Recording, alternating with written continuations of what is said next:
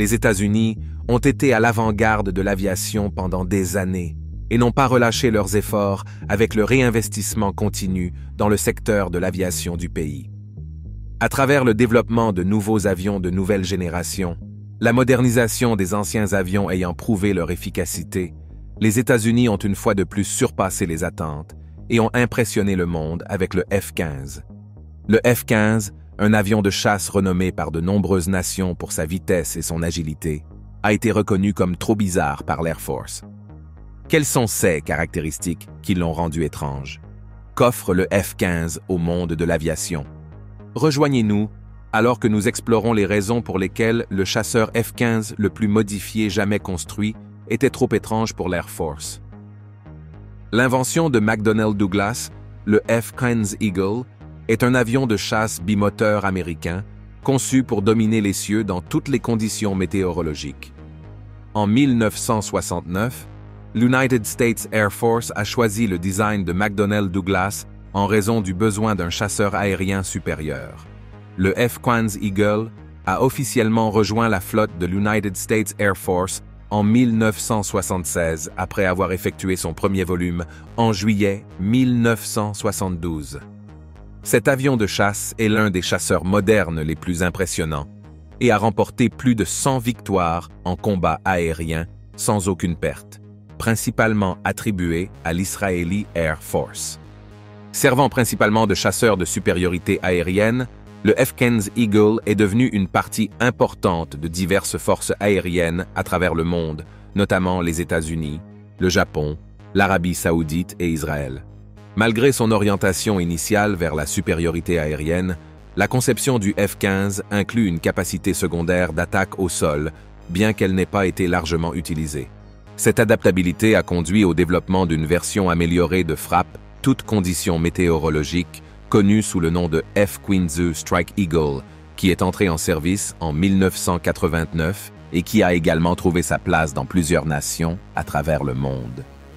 Le développement du F-15 peut être retracé aux premières étapes de la guerre du Vietnam, une époque marquée par la rivalité interservice entre l'US Air Force et l'US Navy concernant l'avenir des avions tactiques. Pendant cette période, le secrétaire à la Défense, Robert McNamara, a préconisé une approche d'avions partagés, encourageant les deux services à utiliser des conceptions d'avions communes, même si une telle stratégie nécessitait des compromis de performance. Cette directive était évidente dans l'initiative conjointe de l'USAF et de la Marine connue sous le nom de programme TFX, qui visait à développer un avion polyvalent capable de servir de plateforme d'interdiction à moyenne portée pour l'Air Force, tout en fonctionnant simultanément comme un intercepteur à longue portée pour la Marine. L'objectif était de rationaliser l'approvisionnement et la logistique opérationnelle en maximisant la communauté d'avions entre les deux branches, malgré les défis associés à la conciliation des différents besoins et priorités. En janvier 1965, McNamara a demandé à l'Air Force de réfléchir à la création d'un nouveau chasseur tactique abordable qui serait utilisé pour des missions à courte portée et un soutien aérien rapproché, remplaçant les anciens modèles tels que le F-100 Super Sabre et divers bombardiers légers. Il y avait différentes opinions sur le choix de la conception à adopter. La Marine aimait le Douglas A4 Skyhawk et le LTV A7 Corsair II, qui étaient principalement des avions d'attaque. D'autre part, l'Air Force était plus intéressé par le chasseur Northrop F-5. Même s'il n'était pas aussi bon pour les missions d'attaque, il pouvait se défendre. Si l'Air Force optait pour une conception purement d'attaque, il était crucial pour un nouvel avion de pouvoir contrôler l'air. Un mois plus tard, un rapport suggérait que l'Air Force devrait envisager d'acheter le F-5 ou le A-7 pour leurs besoins. Cependant, il proposait également de réfléchir à un avion plus puissant et plus moderne pour garantir qu'il pourrait maintenir la supériorité aérienne. Cela est devenu encore plus important après avoir perdu 2 avions, Republic F-105 Thunder Chief contre des vieux MiG-17 lors d'une attaque sur le pont de Tan Hoa le 4 avril 1965. L'idée était de trouver le bon équilibre entre un avion efficace pour attaquer des cibles et un avion capable de se protéger et de contrôler l'air dans des situations de combat.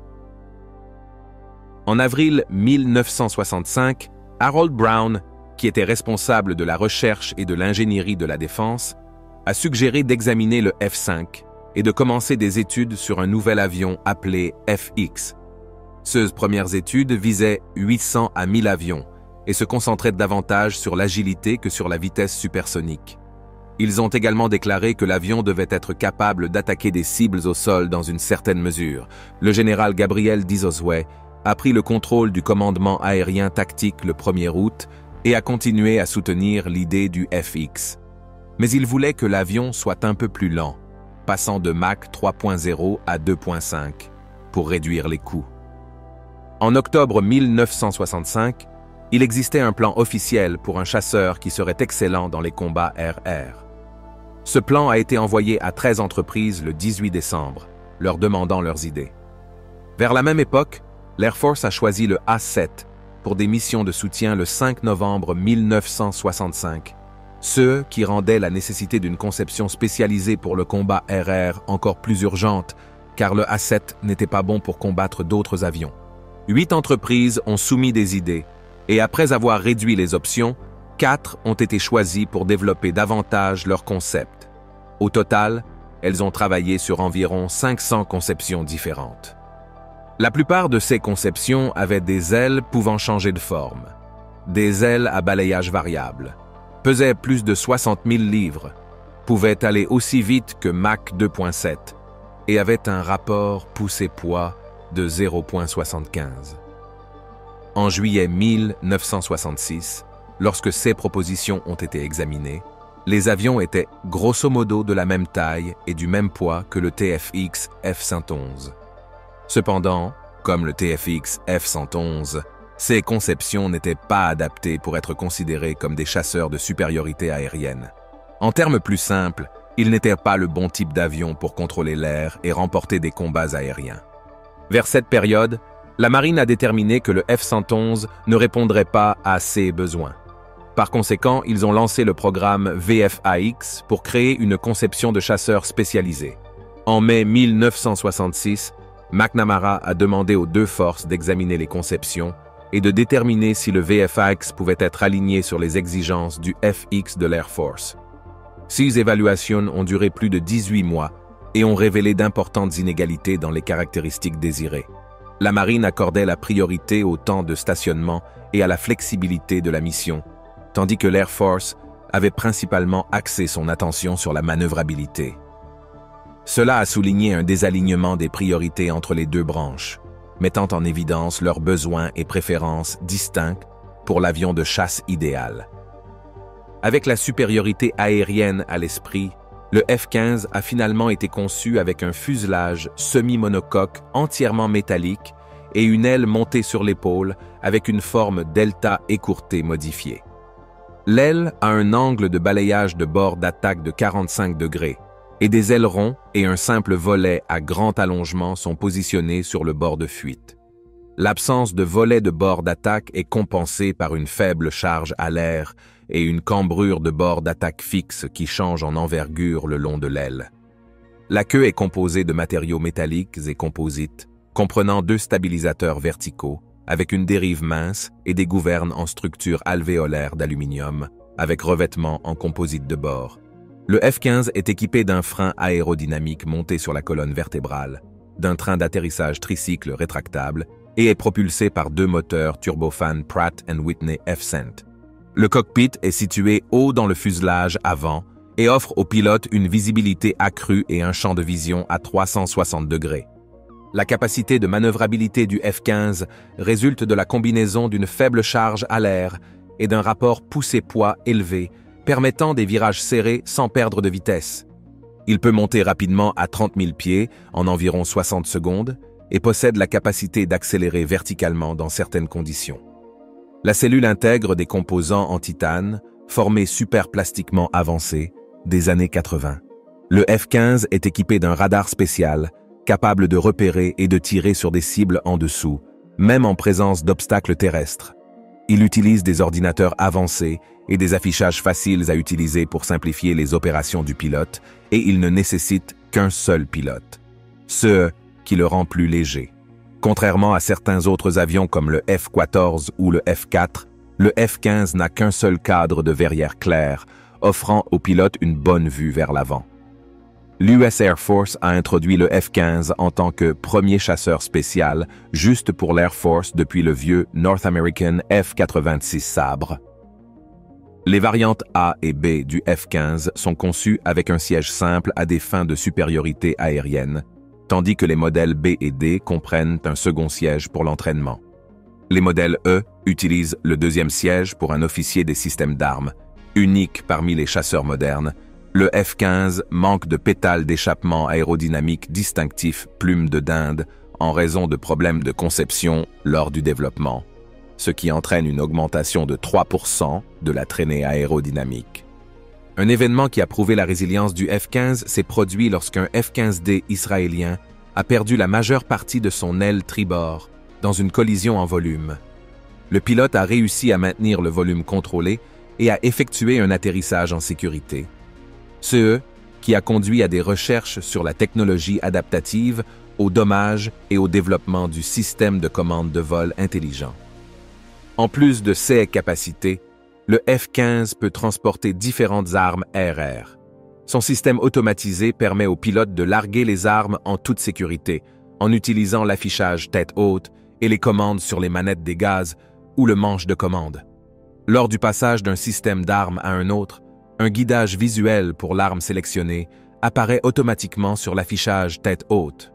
Le F-15 peut être équipé de différentes combinaisons de 4 armes RR distinctes, les missiles IM-7F/M Sparrow ou les missiles IM-20 AMRAAM de moyenne portée avancée, positionnés au coin inférieur du fuselage, les missiles IM-9L/M Sidewinder ou les missiles IM-20 AMRAAM sur 2 pylônes sous les ailes et un canon Gatling M61 Vulcan de 20 mm intégré dans la racine de l'aile droite. Des réservoirs de carburant conformes spécialement conçus à faible traînée ont été créés pour les modèles C et D du F-15. Ces réservoirs peuvent être fixés sous chaque aile, flanquant les entrées d'air du moteur, en respectant les mêmes facteurs de charge et les mêmes limites de vitesse que l'avion de base. Bien qu'ils réduisent légèrement les performances en augmentant la traînée aérodynamique et ne puissent pas être largués en volume, ils ont une traînée inférieure à celle des réservoirs externes conventionnels. Chaque réservoir conforme a une capacité de 750 gallons américains de carburant. Malgré l'impact mineur sur les performances, ils augmentent la portée, réduisent la dépendance au ravitaillement en volume et permettent l'utilisation de toutes les stations de munitions externes. De plus, des missiles Sparrow ou AMRAAM peuvent être montés sur les coins des réservoirs conformes. Initialement utilisés régulièrement par le 57e escadron de chasseurs-intercepteurs de l'USAF, basé à la base navale de Keflavik, en Islande, pour des opérations prolongées dans le nord de l'Atlantique, la variante E du F-15 est maintenant le principal utilisateur des réservoirs conformes, après la fermeture du 57e FIS. Israël et l'Arabie saoudite ont également acquis des réservoirs conformes. L'US Air Force est le principal utilisateur du F-15. Elle a reçu son premier chasseur F-15B le 13 novembre 1974. L'avion initial, équipé du radar Hughes Aircraft APG-63, désormais Raytheon, a été livré au escadron de combat 555 en janvier 1976. La première attaque du F-15 a eu lieu en 1979 lorsque l'as de l'Israeli Air Force, Moshe Melnik, a remporté une victoire. Lors de raids de l'IAF, le F-15A aurait abattu 13 MiG-21 syriens et 2 MiG-25. Lors de la guerre du Liban en 1982, les F-15 israéliens ont joué un rôle très important, crédité de la destruction de 41 avions syriens. Lors de l'opération Mole Cricket 19, les F-15 et F-16 israéliens ont abattu conjointement 82 chasseurs syriens sans aucune perte. Israël s'est démarqué en tant qu'opérateur unique, développant les capacités air-sol, des variantes de F-15 de supériorité aérienne. Cette décision a été influencée par la portée supérieure du chasseur par rapport aux autres avions de combat israéliens dans les années 80. Notamment, lors de l'opération Wooden Leg en 1985, les F-15 ont mené une mission de frappe contre le quartier général de l'OLP à Tunis marquant une utilisation rare de F-15 de supériorité aérienne dans des frappes tactiques. Au fil du temps, les variantes de F-15 de supériorité aérienne israélienne ont été soumises à des mises à niveau importantes pour transporter une gamme plus large d'armements air-sol, y compris des bombes guidées par GPS JDAM et des missiles Popeye. Le 5 juin 1984, des pilotes du Royal Saudi Air Force F-15C auraient abattu 2 F-4E Phantom II de l'armée de l'air iranienne. Cet affrontement a mis en évidence l'efficacité du F-15 dans le combat aérien. En 1990, l'US Air Force a envoyé des avions de modèle F-15C, D et E dans le golfe Persique pour les opérations Bouclier du désert et Tempête du désert. Pendant la guerre du Golfe, ces F-15 ont été très performants, réalisant 36 victoires sur 39 en combat air-air contre les forces irakiennes. Les F-15C et D ont été utilisés pour la supériorité aérienne, tandis que les F-15E Strike Eagles étaient principalement destinés aux attaques air-sol de nuit. Les F-15 ont joué un rôle crucial, les F-15C seuls ayant 34 défaites confirmées d'avions irakiens lors de la guerre du Golfe de 1991. Ils ont ciblé divers avions irakiens, notamment les MiG-29, les MiG-25, les MiG-23 et d'autres. Le F-15E a également obtenu sa première victoire en combat air-air en détruisant un hélicoptère Mi-24 irakien. Pendant le conflit, la supériorité aérienne a été rapidement obtenue et de nombreuses victoires ultérieures ont été remportées contre des avions irakiens fuyant en Iran plutôt que de s'engager dans des combats directs. Certains F-15C ont été perdus à cause du feu terrestre, et l'un d'eux a été endommagé par une frappe de Scud. Dans un autre incident, un pilote de la Royal Saudi Air Force a été abattu avec un F-15C lors de l'opération Bouclier du désert, et plus tard, des F-15 saoudiens ont abattu 2 Mirage F-1 irakiens. Cependant, un F-15C saoudien a été perdu dans un accident lors de la guerre du Golfe Persique. Les F-15 ont continué à être déployés dans diverses opérations, soutenant des missions en Irak, en Turquie, en Bosnie et dans d'autres endroits. En 1994, il y a eu un tragique incident de tir ami en Irak où des F-15C de l'USAF ont accidentellement détruit 2 hélicoptères Black Hawk de l'armée américaine. Plus tard, lors de l'intervention de l'OTAN au Kosovo en 1999, des F-15C de l'USAF ont abattu 4 MiG-29 yougoslaves à l'aide de missiles guidés par radar. En novembre 2007, l'US Air Force a cloué au sol tous les F-15 après qu'un F-15 de la Garde nationale aérienne du Missouri ait connu une rupture en volume et s'est écrasé. L'enquête a révélé un problème critique dans les longerons supérieurs du F-15C, entraînant la séparation de la partie avant de l'avion, y compris le cockpit et le radome, du reste de l'avion. Pour remédier au problème, les modèles F-15A à D ont été temporairement cloués au sol pour des inspections détaillées et des réparations nécessaires. Cet arrêt a attiré l'attention, car il a mis à rude épreuve les capacités de défense aérienne du pays. Certains États ont dû compter sur les chasseurs des États voisins pour la défense aérienne, et l'Alaska a dépendu du soutien des forces canadiennes. Le 8 janvier 2008, le commandement du combat aérien de l'USAF a autorisé une partie de sa flotte plus ancienne de F-15 à reprendre les vols, recommandant un retour limité au volume pour les modèles concernés dans le monde entier. Le rapport de la Commission d'examen des accidents, publié le 10 janvier 2008, a révélé que le longeron du F-15C ne répondait pas aux spécifications, entraînant l'apparition de fissures de fatigue et la rupture ultérieure des structures de support, provoquant la rupture de l'avion en volume. Le rapport a identifié 9 autres F-15 présentant des problèmes de longeron similaires, soulevant des inquiétudes quant à la viabilité à long terme du F-15. Au 15 février 2008, le commandement du combat aérien a autorisé tous les F-15A/B/C/D cloués au sol à reprendre les vols en attendant des inspections, des examens techniques et des réparations nécessaires. L'ACC a également recommandé la remise en liberté des autres F-15A/B/C/D américains. Cet incident a soulevé des questions sur l'avenir du F-15 et a entraîné la mise en place de mesures de sécurité et d'évaluation approfondie pour garantir la navigabilité continue de la flotte. En comparant le F-15 avec le F-14 ou Tomcat, on a remarqué qu'ils avaient un design similaire avec ces deux moteurs, 2 sièges, 2 queues et pouvaient voler à haute vitesse. Le F-14 a été créé car un projet antérieur appelé le F-111D n'a pas fonctionné. Ce chasseur est grand, bien équipé et a été le premier d'une série de chasseurs américains conçus sur la base des leçons tirées des expériences de combat aérien contre les chasseurs MiG dans la guerre du Vietnam. Le F-14 Tomcat a été conçu pour être bon à la fois en combat air-air et en interception à longue portée pour les opérations navales.